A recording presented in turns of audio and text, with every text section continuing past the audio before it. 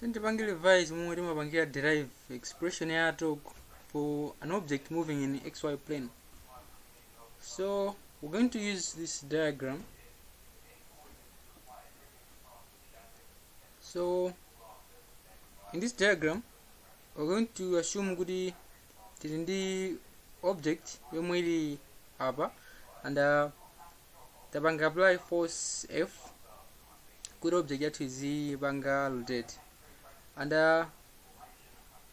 object ndi displacement vector r from origin and displacement vector ikupanga angle theta with the x-axis and if we connect a triangle to look something like this, we can say that cos theta should equal x distance over figure over, we're going to call it x, and distance over figure we're going to call it y. So mu triangle cos theta should equal x over r, and if we make subject x, they go to x as a car r cos theta, and the sin theta we should get y over r, and the subject y we should get r sin theta equaling y. Now let's differentiate x and y to find the smaller distance our object is covering in x and the y axis. And we're going to differentiate x, and this side we're going to differentiate the angle. That means we're going to differentiate cos theta. So if we differentiate x, we're going to get the dx will equal negative r sin theta d theta. If we differentiate cos theta, it was a negative sin theta. And now this is implicit differentiation, so we're going to put d theta. And since r is cosine, we're going to leave it like that. And let's also differentiate this side. Differentiate side dy, we're going to have dy, and differentiate side sin theta, you're going to have cos theta. So it should be dy will equal r cos theta d theta. Now let's simplify these terms. Term where dx and term where dy. We know sin theta is equal to y over r. So titenge y over r timwike pamwe pali sin theta. Let's do that pambali. Negative r adawa, and then sin theta, we know sin theta is just equal to y over r, so adawa, and then times d theta. And if we simplify this, we should get to is a negative y d theta. So dx will equal negative y d theta, and side e, so let's do the same. Cos theta is equal to x over r, so tatenga dawa tizafagaba, and then as I cancel, now we should have x d theta like that. Now let's talk about the displacement vector now.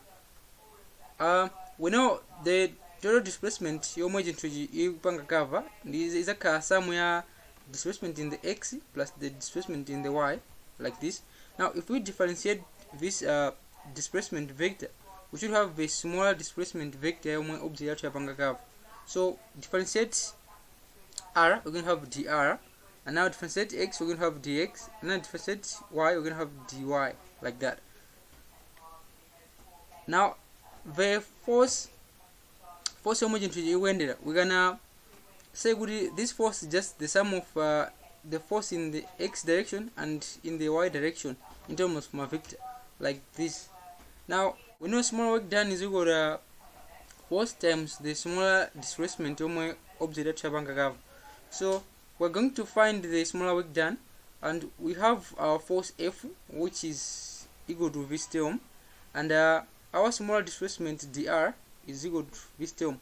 So titenga a dou that I'm saying the dou, and this is dot product. So we multiply. We're going to multiply cha chomoji in the I, chomoji in the j. So if we do that, we should have the smaller work done by the force should equal dx f of x plus dy f of y. Now tata ma vectors ma I na j tata waba, because mangufuna lewange dot product. Once we we're done with dot product bas magazi wal binchido. Now let's replace dx and dy ndima values omwe ali kuntunda. We know dx is equal to negative y d and dy is equal to a dow. So let's put in those values. So it's a figure, and let's factor out the feeder and also rearrange a dow a dow as a. So we're going to have the smaller work done should equal x f of y minus y f of x times the feeder joins. And we're going to compare this equation with the smaller work done by torque. Smaller work done by torque is just equal to torque times the smaller displacement, angular displacement, sorry. So